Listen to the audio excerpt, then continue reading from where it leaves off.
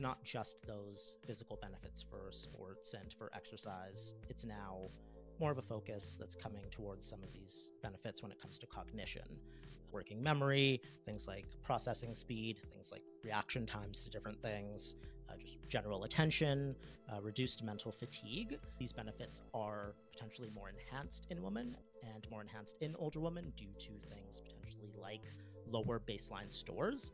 But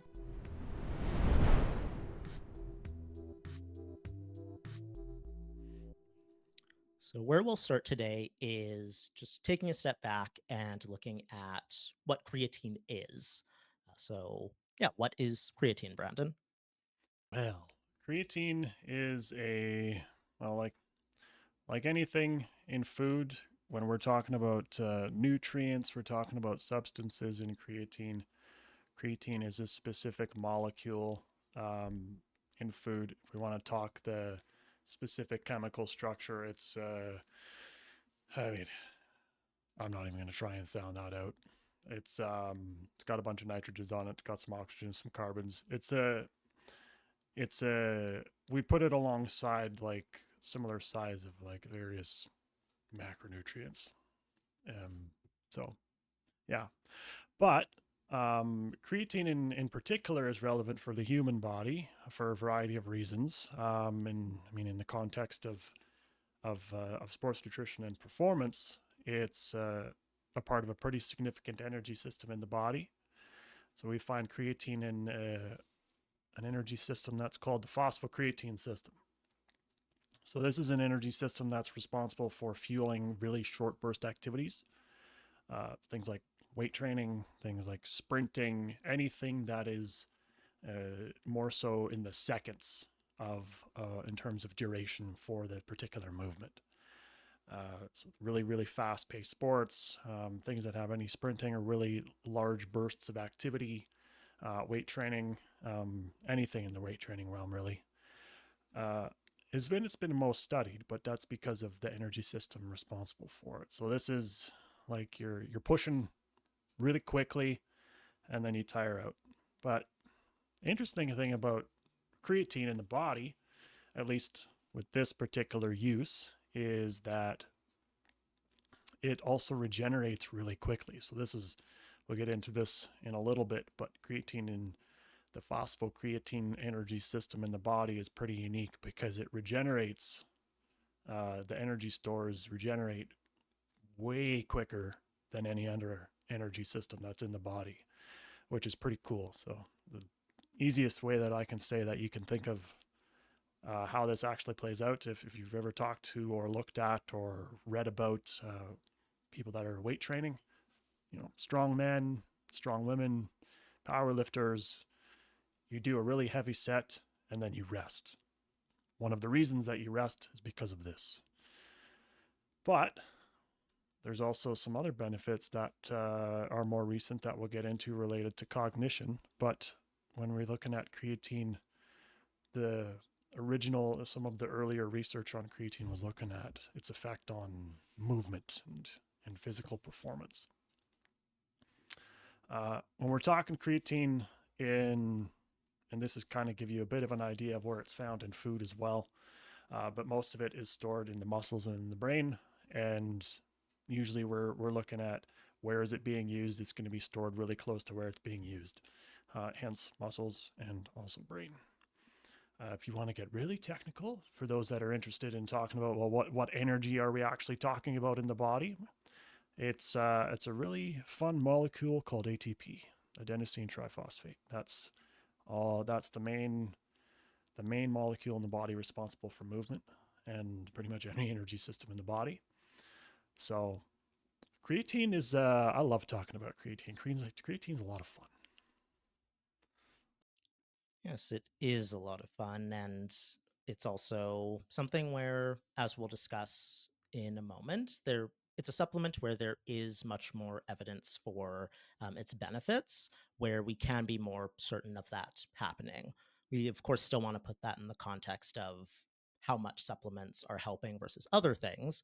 But in terms of the strength of evidence that we'll be discussing, it is very strong in having some of the benefits that Brandon mentioned there in terms of helping us with more like strength based activity or more ones that are like short bursts under 10 seconds or so, that type of activity that we're doing. With a lot of things in the nutrition realm, I mean, as we've talked about in previous episodes, food is going to be the key piece that'll have the highest impact and has the highest potential for impact. But I mean, you get to a certain point where you start to look at where can you get an edge here and there, and like you mentioned, like supplements are only they're only going to do a certain amount for you. I always say if you're not consuming enough food in a general sense, yeah, creatine can help support a pretty key energy system that is helping support your training or your competition or whatever. If you're not eating enough, it doesn't matter anyway. So you got to take care of that foundation first. So, in addition to being sold just in a supplement by itself, food is also an area where we are going to get creatine. And this kind of ties back similar to what you said in terms of where it's stored in humans. So, if we're trying to get some, let's say, from food itself, where would we get that? And how much do we tend to actually be getting from food? Yeah. Well, if you think of where it's found in the human body, that kind of is very similar to where you find it in actual food sources. And of course, they're responsible for muscle movements. So anything that has a muscle, you're going to find creatine. So meats, fish, chicken, red meat, beef, pork, it's all going to have creatine in it. And because of that, you're not going to find much of it in plants. So while plants may have uh, chemicals in them that have a similar ish structure or may kind of look maybe related to it, it doesn't actually have, it has very low, if any, creatine in it. And so that's a key piece that we'll come back to later. But in terms of what can actually realistically be obtained through meats in an actual balanced diet is maybe a couple grams. Not for most folks. Now, obviously, the more of it you consume, the more of those animal proteins like meats or fish or chicken that you consume, the more you're going to obtain from it. But the reason why supplements exist in this realm is because it is very difficult to obtain enough creatine from food in order to have the beneficial effect that has been studied. And we'll get to the dose in just a few minutes here. But last I checked, and correct me if I'm wrong on this, Matthew, it's only a couple grams, maybe if that, of creatine that can realistically be obtained through just food itself. Yes, and that's an important distinction to make between creatine and other supplements found that are adding on to things in food, like a protein supplement. A lot of people can reasonably get their protein needs just from food, but with optimizing the amount of creatine that we can store in our muscles, we are realistically not going to be getting that just from meat if we're having a balanced diet. And even if we are maybe even in leaning in the direction more towards more meat than maybe we should, even then you're still not going to get to what research suggests is the top amount that we can store in our bodies for these benefits. So creatine is one where the supplementation is more uniquely important than some other ways we might be getting supplements in addition to our diets. Yeah, and it really depends on the baseline too. So, what your baseline intake of those types of foods will potentially, and quite commonly actually relate to how much benefit you can actually get from supplementation. Of course, ignoring the piece we mentioned earlier about the balanced diet component and the effect that that can have on anything, physical or mental performance. But assuming that's taken care of, then the makeup of your diet can have a quite a bit of an impact in terms of what benefit you can actually get from taking creatine as a supplement. We'll save that part for later, though. And so, if you do have a more plant based diet, whether that be fully vegan or vegetarian, or just more in that direction, you will on average have lower creatine stores in your body naturally without supplementation. So, some of the benefits we'll be discussing can be seen in, can be more enhanced in those who are not consuming a lot of meat normally in their diet. Yep, exactly, exactly. So, we spoke a bit about some of the benefits when it comes to exercise there. what are some other benefits that we want to consider if creatine is something that we're thinking about or wanting to learn more about? Well, I'll get a bit more specific with what it actually does in the performance realm because I mean, ultimately, a lot of people use creatine for different reasons. Physical performance is one of them, but what is it actually doing? And in the body, there is some specific effects that it has on the body itself, regardless of whatever it does for you in terms of the energy system that it supports. It does facilitate and provide the groundwork for improved lean mass building over time.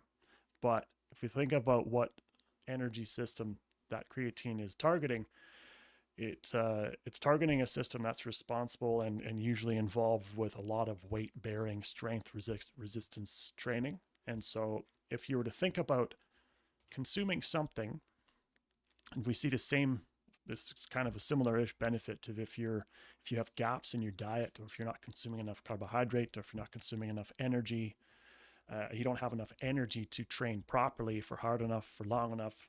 You're not going to be able to do enough work to provide your body with enough stimulus to actually build muscle.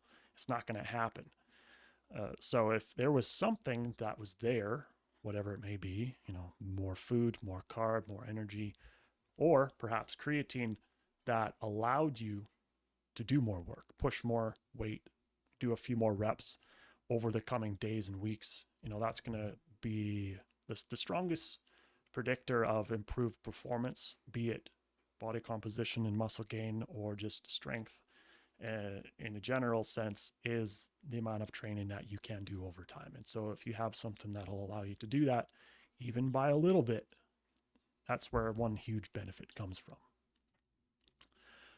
But there's also some more recent research that's looking at the cognitive benefits. So we mentioned that creatine is pretty heavily stored in the brain.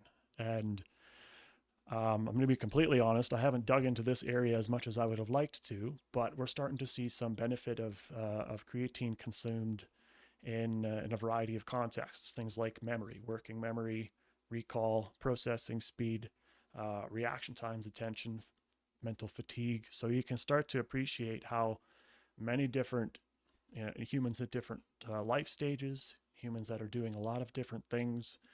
Uh, you don't necessarily need to be an athlete per se or somebody that's training at a high level to see some sort of a benefit. It may not be physical benefit, but cognitive benefits for sure. Um, Now, Matthew, I think when we were talking before we started recording that you've dug a little bit more into this realm in the cognitive area, yeah? Yes, this is something that's been more just in the news recently, which is why maybe as well in your experience in recent months, you've had more people asking about it who aren't necessarily just focused on sports. So, with some of the recent research that has been out, a lot of this has shown, yeah, just stronger evidence when it comes to some of those brain or cognitive health benefits that you mentioned. So, some of the things you mentioned, like working memory, things like processing speed, things like reaction times to different things, just general attention, reduced mental fatigue, for example, like at, let's say, the end of a long day, that kind of thing, where yeah, it's not just those physical benefits for sports and for exercise. It's now more of a focus that's coming towards some of these benefits when it comes to cognition. There are also potentially some benefits when it comes to improved mood.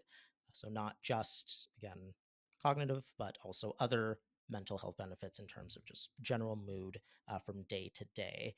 And with these benefits, we also see that this may be potentially more pronounced in certain groups. So, with similar to some of the benefits of some of the physical health benefits, those who aren't getting a lot of it from the diet, so those who are vegan, vegetarian, or have more plant based diets, may see a better response with some of these effects.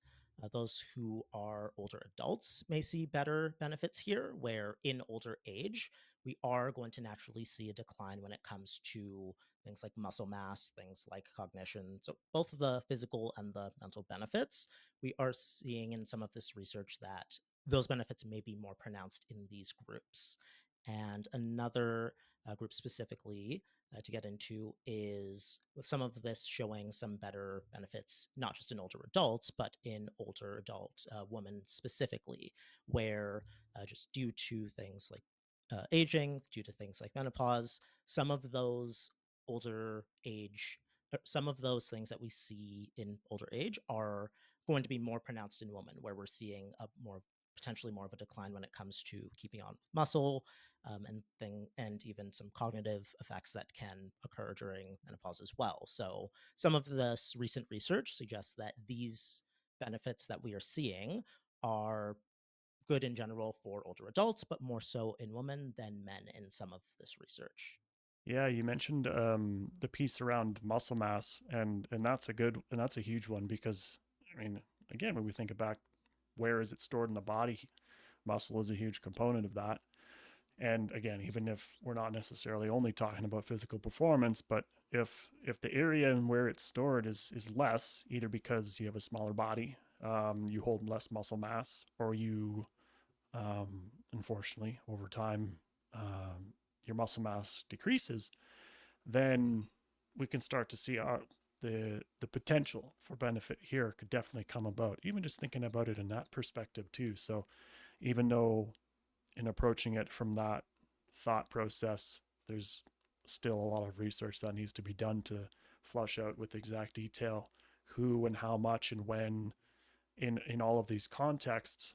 Um, Beautiful thing about creatine is that, and I know anybody that's listening or watching that may fall into one of these categories or know somebody that is in one of these categories or are curious about it, even though there's not always enough research in the area, one thing that is really spectacular about creatine is because there's so much research that's done on it, there's also been a lot of research done on the safety. There's a lot of research that's been done on the effects of long-term consumption of creatine in its supplemental form. And one of the reasons I love it is because it's one of the safest to take for a long period of time. You know, you can take it for years. And so long as you have a really good quality product that has been tested by a third party to verify its purity, hasn't been contaminated, and it's creatine and nothing else, uh, they're very, very, very low risk for long-term consumption. And so the the risk then associated with experimenting with consuming creatine, if we're not quite sure, but there's potential, is really low, which is really exciting and really fun and cool, which you don't get in a lot of supplements in this realm, that's for sure.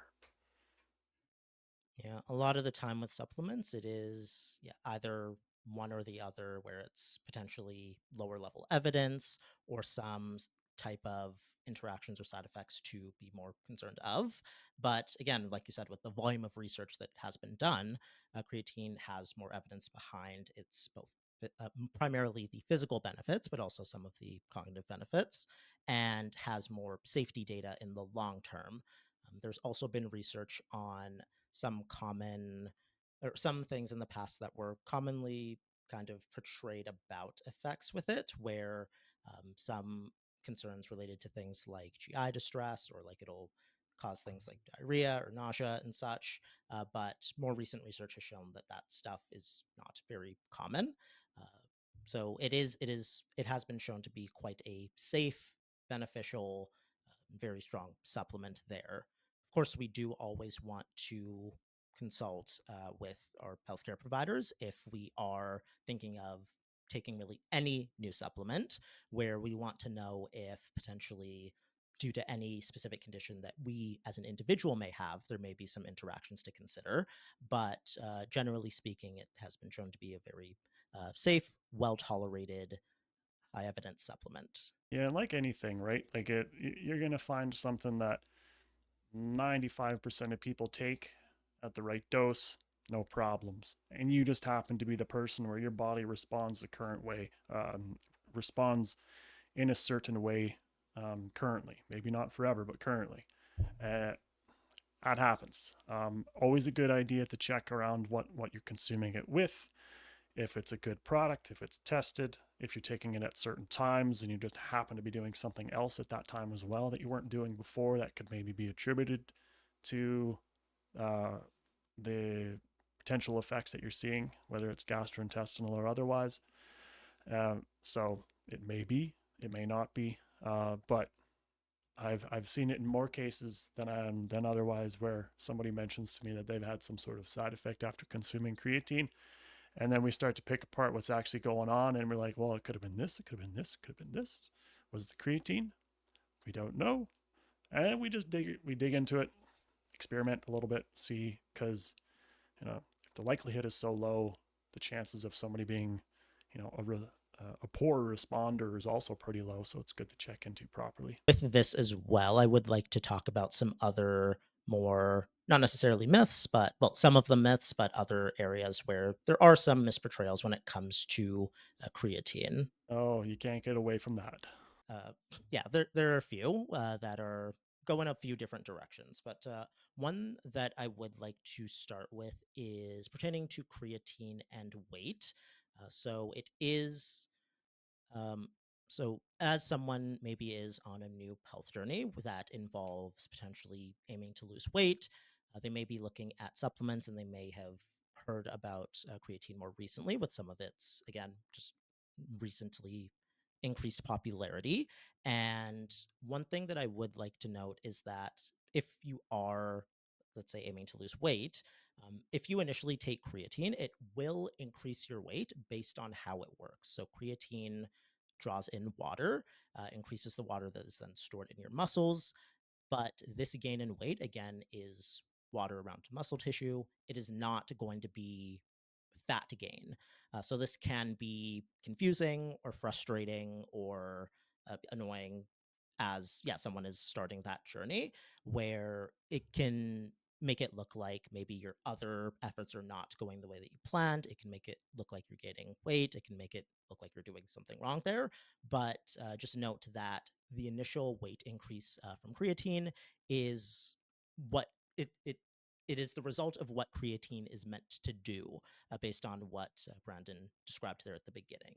Yeah, and actually, there's um, some evidence that looks at, like, it's not just water. Is that effect actually beneficial? And there's actually uh, utility to that to that effect where it pulls water in. It's not just doing that just be willy nilly. It actually, there is a purpose for it, and so there's actually, like, providing more water. Um, there's more to it than that. Oversimplifying it a little bit, but it's actually beneficial if that shift in water, which wouldn't happen because the chemical structure of creatine provides that effect of pulling water in. Uh, you know, we don't know. Would the effect of some of the effect of creatine be there? Probably a lot of it wouldn't be because of that effect of it as well. Even though it seems weird and it's on the scale, the number changes and it feels different. But yeah, like Matthew said, really short term changes like that can be associated with water. Most of the time, it is water. You're not going to see a really sharp change in your body weight like that coming from body fat. Doesn't quite happen like that. Right.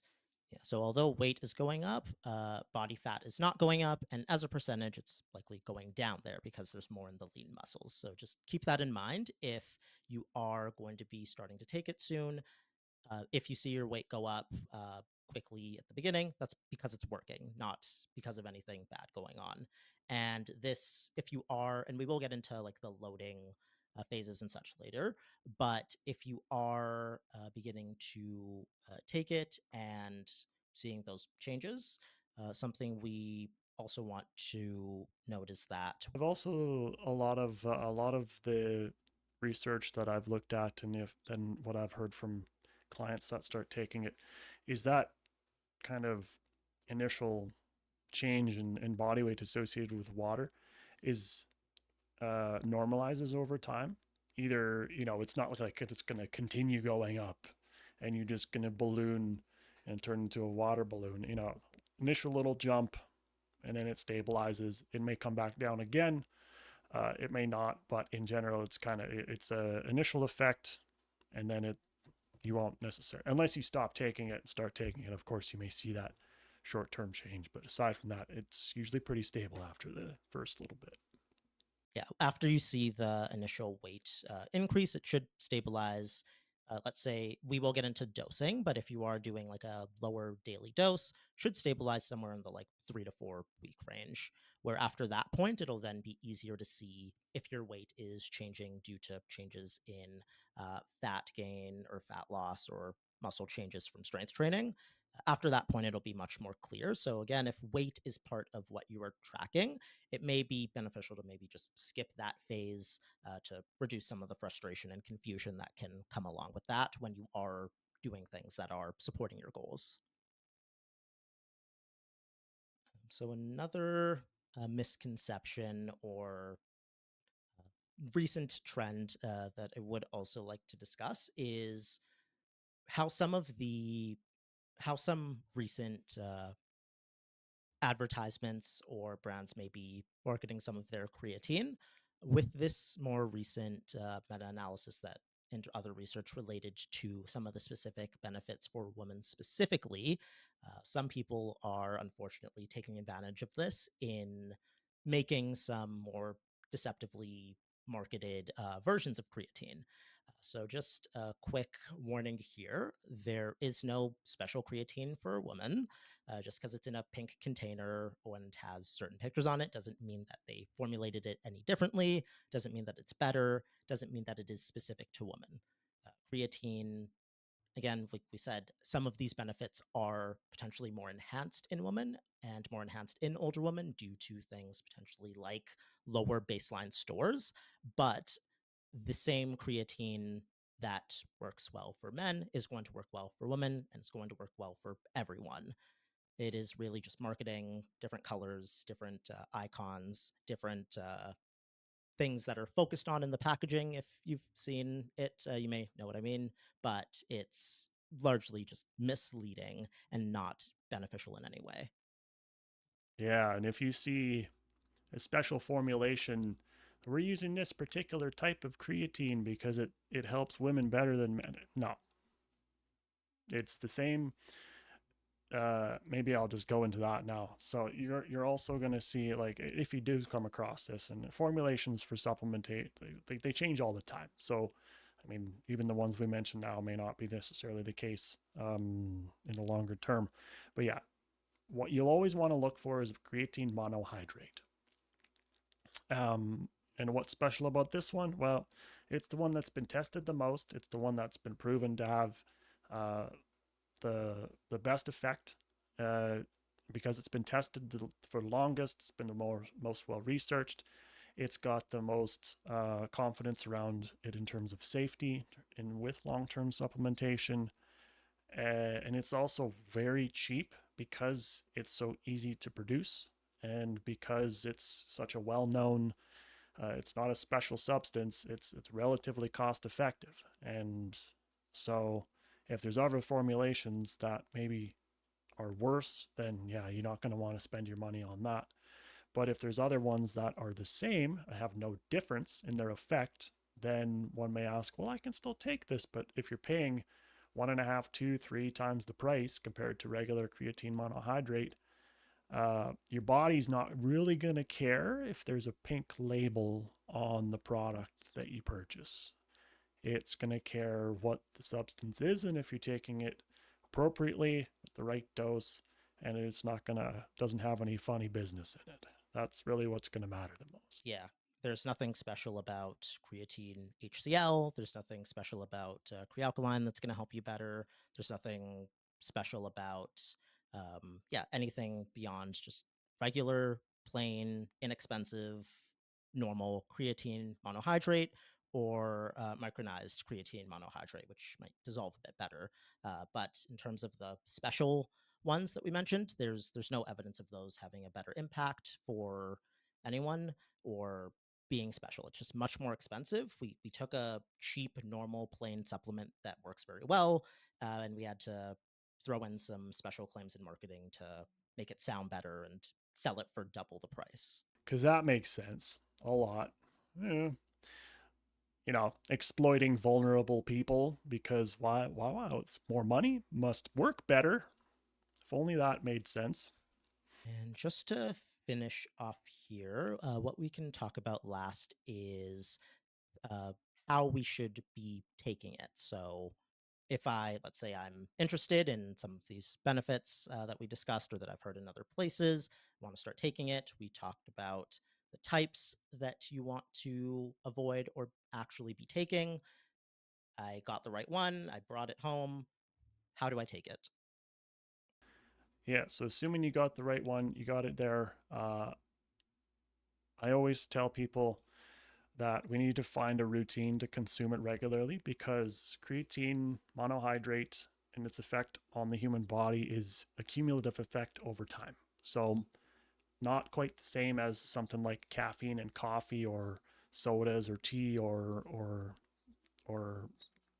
in supplemental form, but it has an effect in the short term in the same day. You can feel it very soon, and then it dissipates by the end of the day, pretty much. Creatine needs to be consumed for days/weeks in order to have an effect, and that dose needs to be maintained.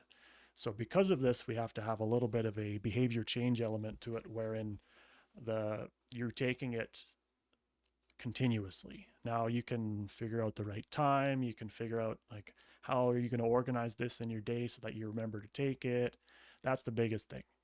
There's two approaches you can take to loading. So when we're first starting to consume creatine, because we're at our base level, remember we talked earlier about the amount you can obtain in food, we need to bring your creatine stores up. You'll commonly see this online called saturation. You just saturate the muscles creatine stores. You can only take them so high. You can't just kind of keep going up and up and up. They're going to hit a ceiling, and then you just need to stay at that ceiling. And for most, um, you can either take what's called for loading, you can do a quick load or you can do a slow load. And in the short to medium term, which approach you take doesn't really much matter. Once you get to the point of muscle stores being saturated, the effect is going to be the same. So a quick load is 20 grams a day. On average, it ends up being around the 20-gram mark for most people, split up into 4 doses. So 4 times 5 grams per day. Now, for some folks, that's doable if you want to complete the loading process in like 5 to 7 days. If you're impatient, if there's a reason that you need to have it done quicker, great, do it in that period. But then you have to manage 4 times 5-gram doses per day for 5 to 7 days onward. Scratch that, not onward. It's only for that first loading period. So if that's going to be difficult and 1 dose per day is more manageable, then you may opt for a slow load, which is around 5 grams per day.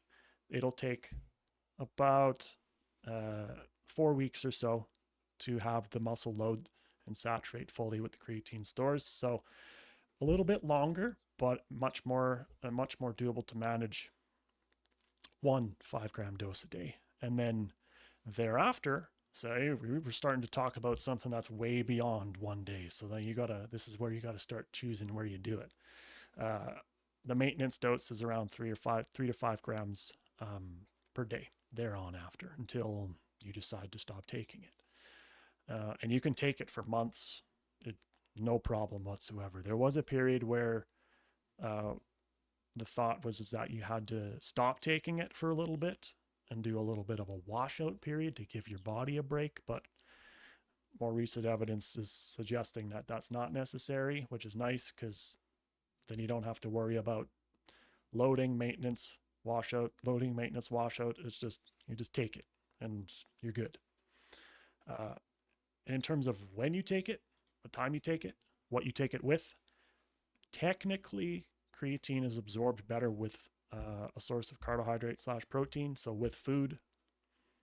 And luckily, stacking a supplement like creatine on top of something else like a meal or a snack can help with consuming it regularly. So that's just kind of, a double whammy of 2 good things. But if at the end of the day it's not doable, then prioritize continuous consumption. Don't try and force it into a place where it's going to not be feasible for you to remember to take it all the time.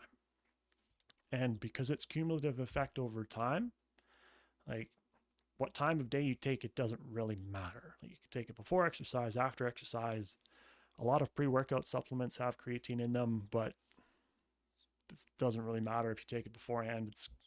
It's usually not even in the right dose. So for that reason, I always recommend that people use creatine monohydrate on its own as a single supplement as opposed to combined with something else, because then you can control the amount and you don't have to worry about increasing the creatine to hit your dose properly. And then now all of a sudden you have 1,200 milligrams of caffeine because you are taking it within a pre-workout supplement. Like you don't want to do that. That's problems waiting to happen. Right. It's best to take individual supplements where you've identified that specific need for that one thing and just take it as needed, whether it be a daily one like creatine or something that's more just as needed or while exercising, like some uh, pre workout ingredients. With pre workouts, you also want to note that some of them are proprietary blends where you don't really know how much of anything is in there. So you don't even know if it's an effective dose of creatine or not. So individual micronized or not. Creatine monohydrate is all you need. And I see this a lot too. Speaking of pre-workouts, where people take a dry scoop, please stop doing this. To put it in water, put it in anything, put it in your smoothie, put it in your pot. I don't care. Just don't take a dry scoop. You will. That's dangerous game to play with. Taking a dry scoop of a really fine powder, because if you inhale that, that's not fun. That's lung problems waiting to happen.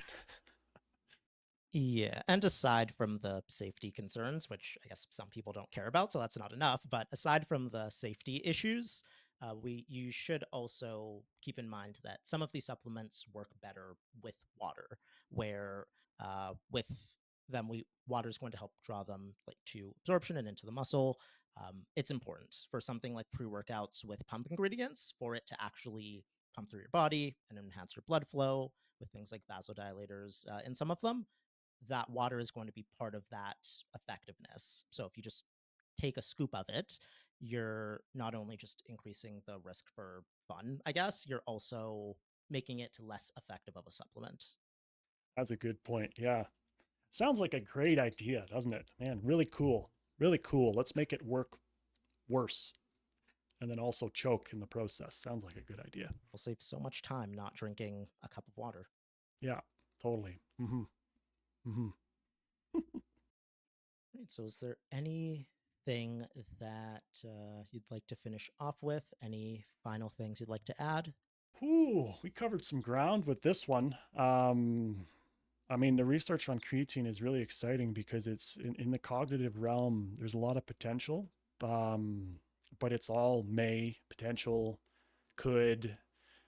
We don't, like we said earlier, we don't have as much firm concreteness to put to it like we do with the physical performance element. But what little we have there is really exciting. So perhaps we can come back to that one in the future when there's a little bit more sustenance there, slash when I have a chance to look through it more than I have thus far. So no, I really like where this one went, man. I like it. So I don't have anything really else meaningful that I could add that wouldn't just be babble. Thank you, everyone, for watching today.